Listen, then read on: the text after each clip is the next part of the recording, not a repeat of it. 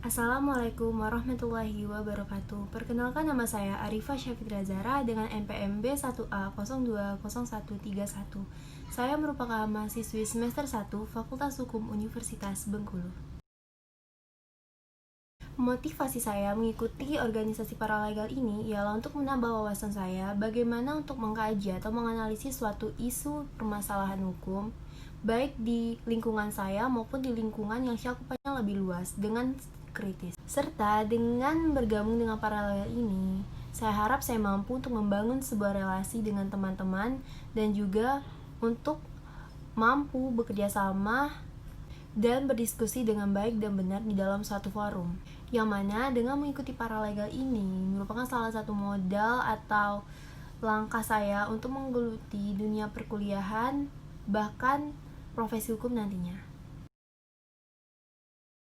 Saya sangat berekspektasi bahwasanya paralegal ini merupakan salah satu wadah yang sangat baik untuk mengembangkan minat saya di dalam dunia hukum. Kemudian dengan mengikuti paralegal ini, saya harap saya mampu untuk berpikir dengan pola pikir kritis dalam menangani suatu permasalahan yang terjadi di depan saya, dan bagaimana cara saya untuk dapat berbicara dengan baik dan benar di depan umum, di mana skill ini sangat diperlukan untuk menjadi seorang sarjana hukum ataupun profesi hukum nantinya. Adapun skill yang ingin saya kembangkan di dalam paralegal, yang pertama ialah pola berpikir kritis, kedua public speaking, ketiga analisis hukum, kemudian manajemen waktu, kemudian problem solving, cara berkomunikasi dengan baik, serta teamwork. Rancangan Undang-Undang Penghapusan Kekerasan Seksual atau yang lebih dikenal dengan RUU PKS merupakan salah satu rancangan undang-undang di Indonesia mengenai kekerasan seksual. Rancangan undang-undang ini awalnya diusul pada tanggal 26 Januari 2016. RUU ini mencakup dari pencegahan, pemenuhan hak korban, pemulihan korban, hingga mengatur tentang pengenanganan selama proses hukum. Namun, RUU ini mendapat penolakan dari fraksi partai PKS maupun beberapa masyarakat, karena mereka menilai bahwasanya di dalam RUU PKS ini terdapat beberapa pasal yang menimbulkan multitafsir, sehingga perlu dipertanyakan ataupun perlu dianalisis kembali, sehingga sampai sekarang belum terjadinya pengesahan pada RUU PKS ini. Salah satunya yang tercantum di dalam pasal 11 ayat 2, di mana pasal tersebut dinilai pro-seks bebas, di mana berbunyi kekerasan seksual terdiri dari pemaksaan kontrasepsi, pemaksaan aborsi, kemudian pemaksaan perkawinan, dan pemaksaan pelacuran. Namun pasal ini bisa ditafsirkan pro-seks bebas apabila poin yang dimaksud dilakukan tanpa paksaan atau melainkan kemauan diri sendiri.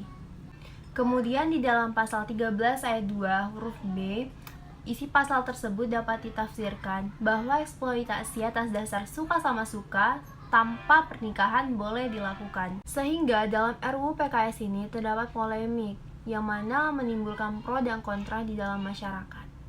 Namun di satu sisi, pengesahan RUU PKS ini perlu didukung, karena menurut data dari Komnas Perempuan, bahwasanya terjadi peningkatan hampir 8 kali lipat dalam 12 tahun terakhir mengenai angka kekerasan seksual, sehingga payung hukum yang berpihak pada korban kekerasan seksual sangat jelas dibutuhkan. Kemudian, mengapa kita perlu mendukung pengesahan RUU PKS ini? Karena yang pertama, kasus kekerasan seksual semakin meningkat. Yang kedua, banyak korban kekerasan seksual adalah anak perempuan. Yang ketiga, perlunya payung hukum yang memberi rasa keadilan kepada korban kekerasan seksual.